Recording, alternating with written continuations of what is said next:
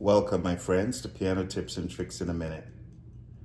We're going to talk about music today and my journey and compare that to your journey. We can compare notes and find out where there's an intersection. But my journey in music started at the age of 6. My sister found an instrument called a glockenspiel at a jumble sale.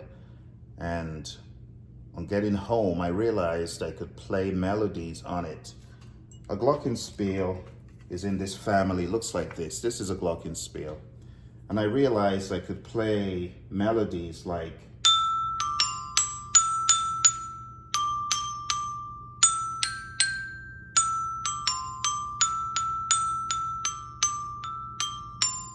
I could play a lot of melodies, just all by ear, without any music training.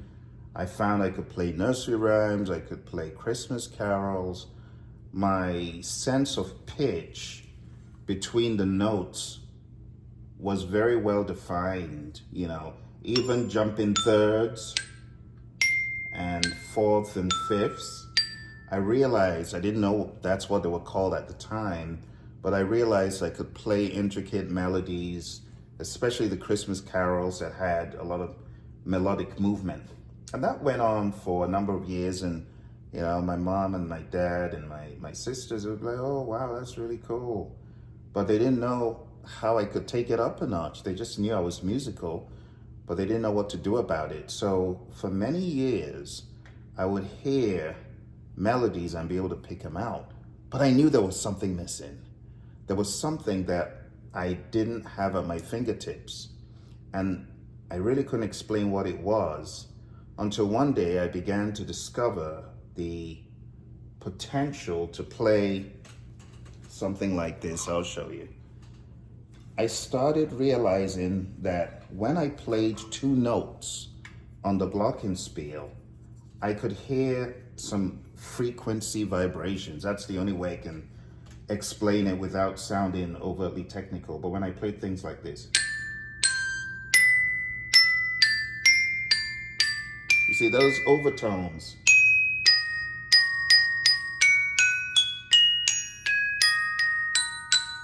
And it would be richer, but it still wouldn't be there. And this continued for about 11 years. Very sad story. Imagine for 11 years being able to hear melodies and playing 2 notes and it sounds richer, but not knowing that's really harmony. And not knowing why my playing was not complete. This happened until I was 17. And then I began to learn music theory with a teacher in church. And it was just this random, well, we need more musicians. If you want to learn how to play, show up. And I'm like, I'm sure I can learn this thing, even though looking at the piano keys was quite intimidating. So 11 years later, at the age of 17, after playing the glockenspiel for many years, I even got into some musical competitions. I remember at the age of 12, I won a TV, a black and white TV. It was a big deal back then. You're that kid.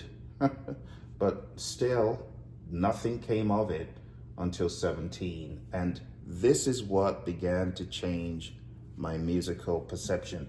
This might be you. Maybe you are good at playing melodies but not really knowing what is missing. What is missing is an understanding of chordal theory and using that as a base to play melodies on top. Let's get closer to the piano. I'm going to show you real quick. You see, my friends, what was missing was the understanding of multiple notes being played together to sound more robust and to give a chordal bass. So if I was playing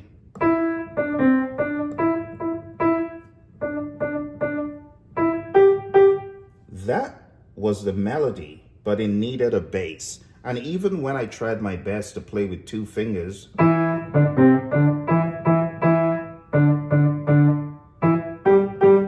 was still missing the chordal bass. And then even when I tried playing like this,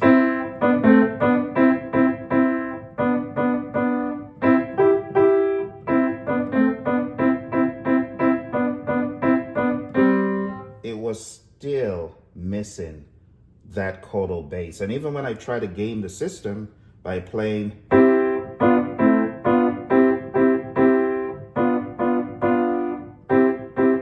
it sounded goofy.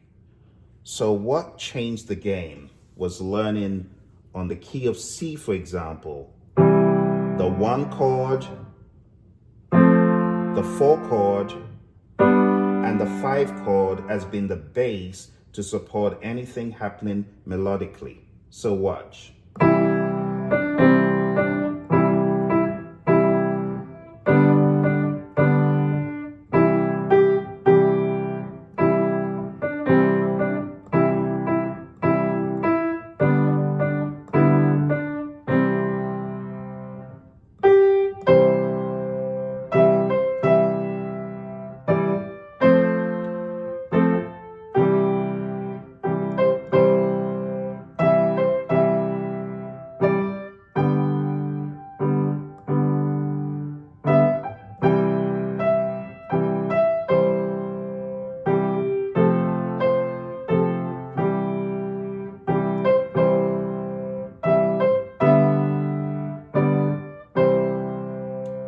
That was the bass that was missing. 3 simple chords. Now let me embellish it further.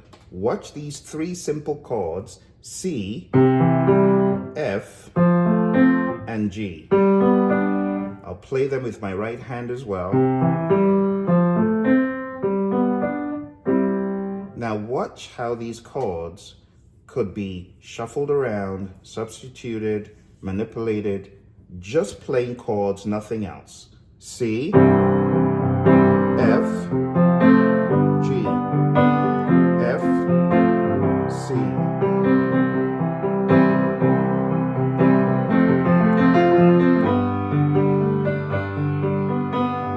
Now watch what happens when you put a little bit of embellishment, a few notes with your right hand, still playing majorly those chords.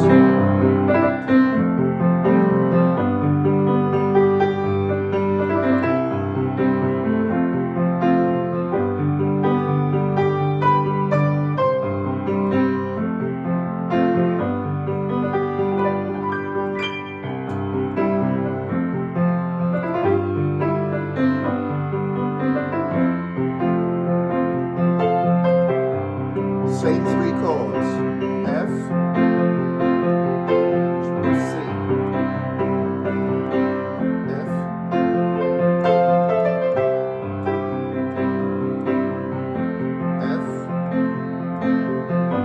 G,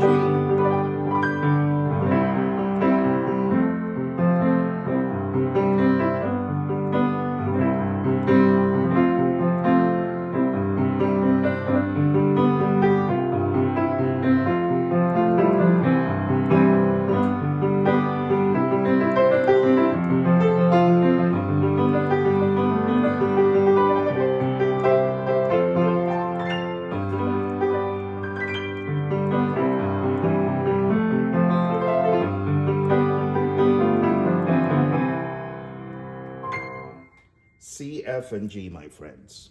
C, E, G, F, A, C, G, B, D. 3 chords. This is what made the difference for me. Now, knowing that I can pick melodies out,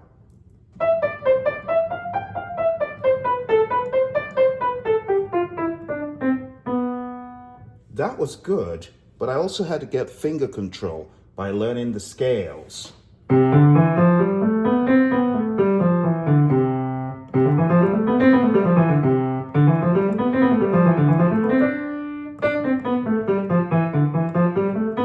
So I could make songs up and have good backing behind it, because in addition to playing C, E, G, I could play that same shape by just moving it up 1, D, F, A, E, G, B, F, A, C, G, B, D, A, C, E, B, D, F, and then back to C. So I could use my left hand to play those same chords. And when I added a melody with my right hand, after years of playing, I realized I could sound even better. So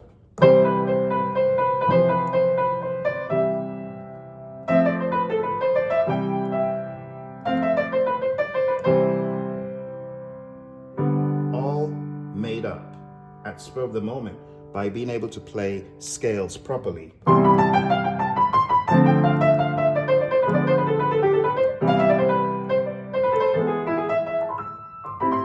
And I started learning all the other chords called major chords. C, F sharp, D, E flat, E, F sharp, G, G sharp, A, B flat, B, and C.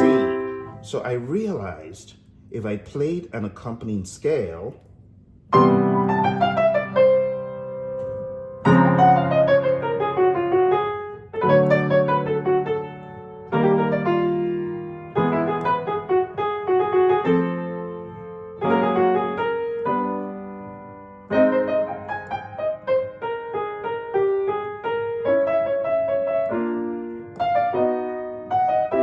I was unstoppable because I could now play any major seventh chord by adding in the seventh note, and I could sound like this.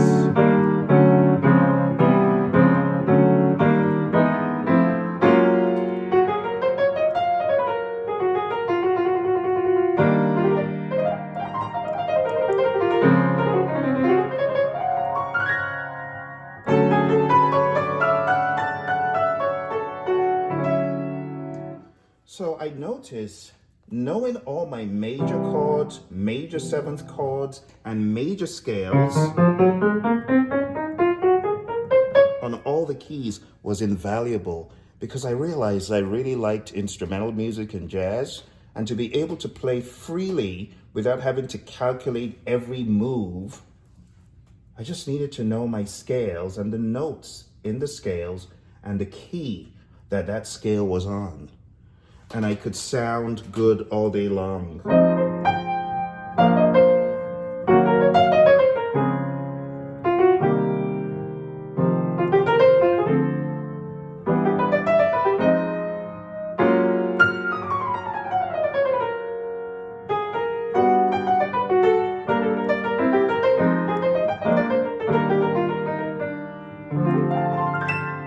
And better still, when I could arpeggiate it, when I could make runs of the scales and the chords. For example, an F major 7, I could make it a run by going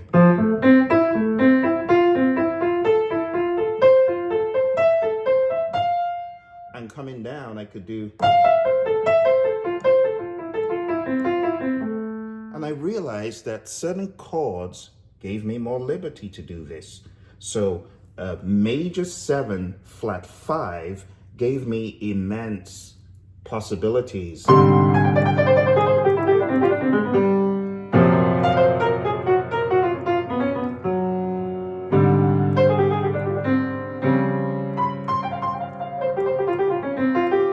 I added that to my repertoire of chords.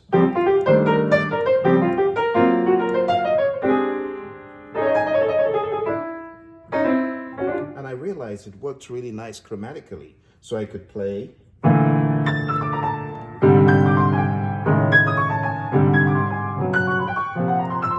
so I had to learn the chromatic scale in major 7 flat 5s.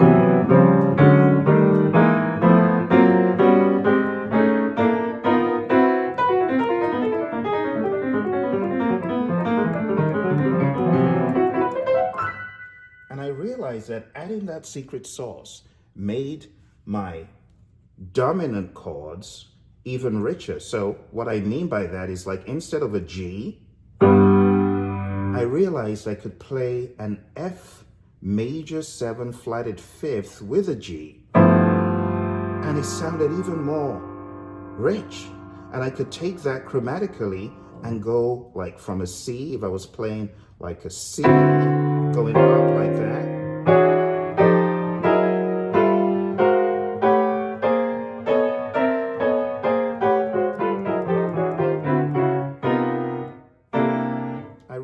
realized it could sound a lot richer. So I started substituting my fifth chords with these.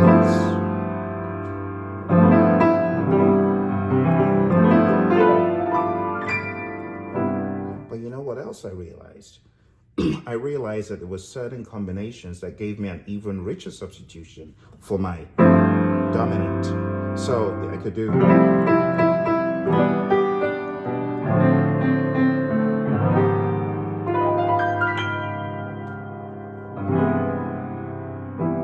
to end a song.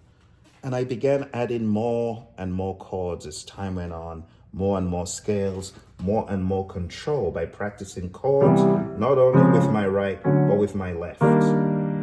Trying to arpeggiate it sometimes. And then with this one, also trying to run stuff that would go with my left hand. So playing a chord.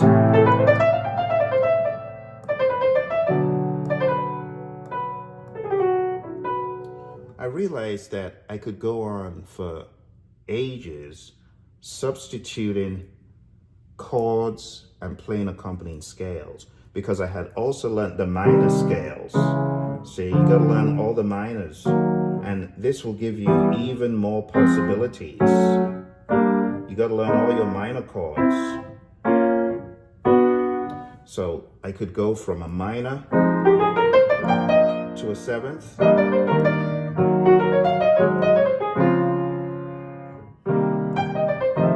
So as I was playing with other musicians, if they would call out certain keys to go to, it would just be like that, plug and play. So the summary of all I'm telling you, my friends, is I started off with, but then I was able to transform it to,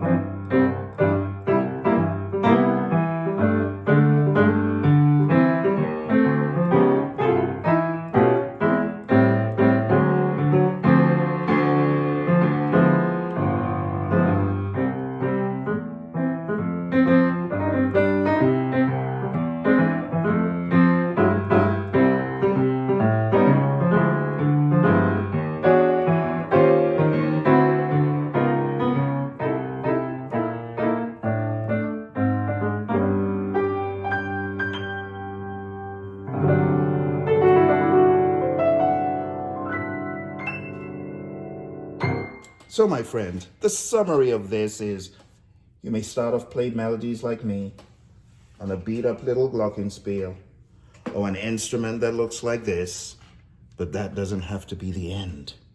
You can learn to play even more profoundly. And I would love for you to join me on this adventure. You know how you can do that? All you need to do is go on down to tinyurl.com/The Piano Gym. And in that curricula, I am showing you the core major chords and scales that got me to where I am today. go to tinyurl.com/the piano gym, because I'm going to teach you all of these major scales, all of the major scales, all the major chords, and even more. It's something you don't want to miss, because I would have been wandering around in circles still playing, or at best, or not knowing how to beef that up. And the other thing that was really mind-boggling to me is I would hear a bass line. I didn't know what it was. So I would hear chords, but I would also hear a bass in my head playing something like that.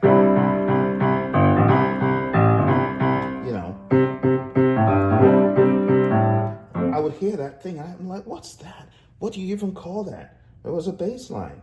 So I eventually ended up learning the bass guitar, the rhythm guitar, lead guitar, and other instruments I've picked up include the saxophone and other families, other things in the woodwind family like the recorder, the pocket sax, and more. I've been a lifelong learner of music. This is one of my other instruments. And there's a method to the madness. So it's now on C sharp.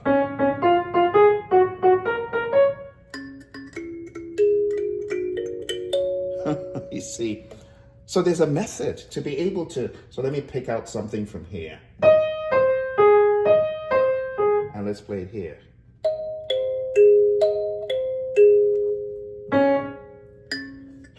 You see, there's a method to the madness. And by the time you are done, my friends, with the piano gym curriculum, you will begin to have a keener awareness of music, and you'll be more intentional in what you do. You see, intentionality is key to be able to play what you want, when you want, on your own terms. But it's not enough to play songs. Songs are great, but don't start off just learning your favorite song. My recommendation is that you start off learning the theory, the why behind it. And once I learned the theory, I was off to the races. I couldn't be stopped anymore.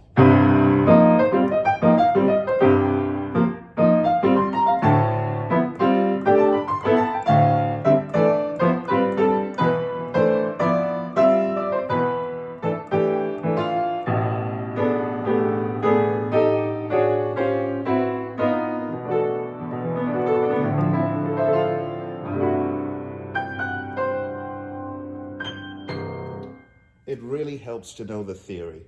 I hope you found this useful. If you have, smash the like button, and don't forget to go on down to tinyurl.com/the piano gym. All the best, my friends, and I'll see you soon. Bye for now.